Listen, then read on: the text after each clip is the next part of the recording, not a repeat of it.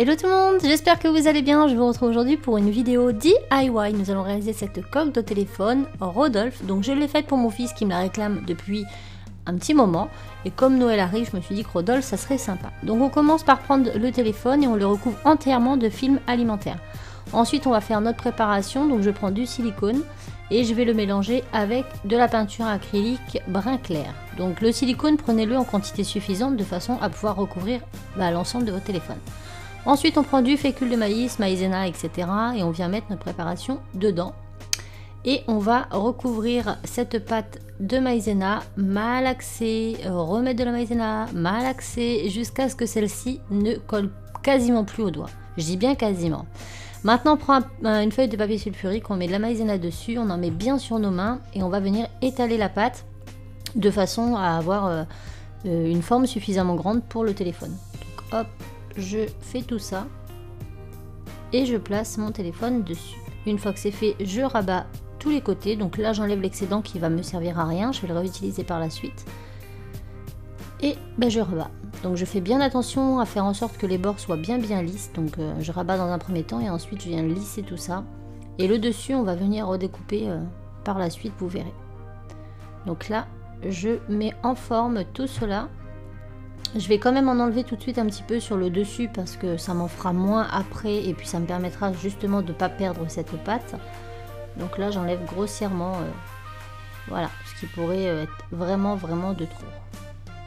Donc bien sûr vous adaptez ça à la forme de votre téléphone, toutes les formes sont différentes, donc moi je l'ai fait pour celle de mon fils, après à vous d'adapter.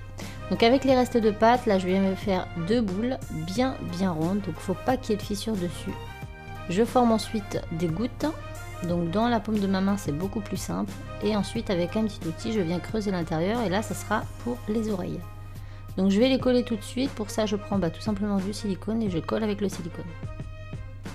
Maintenant je reprends une pâte, enfin un morceau de pâte qui me restait et je viens le teinter en rouge pour faire le nez de Rodolphe. Donc on fait une jolie boule.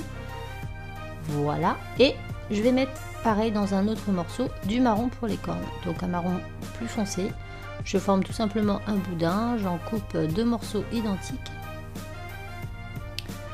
Comme ceci, donc là ils sont beaucoup trop grands, je les raccourcis et ensuite je viens faire les petits bois. Donc pareil, je fais des petits boudins tout simplement.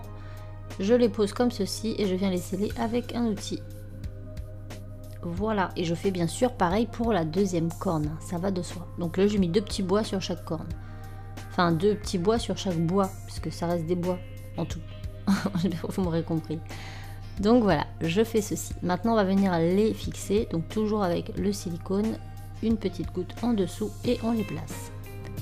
Et une fois que c'est fait, on va venir faire un tout petit trou avec un petit dotting tool au niveau de la bouche pour lui faire un air tout étonné. Et ensuite on va attendre 2 heures bien complètes pour le séchage complet.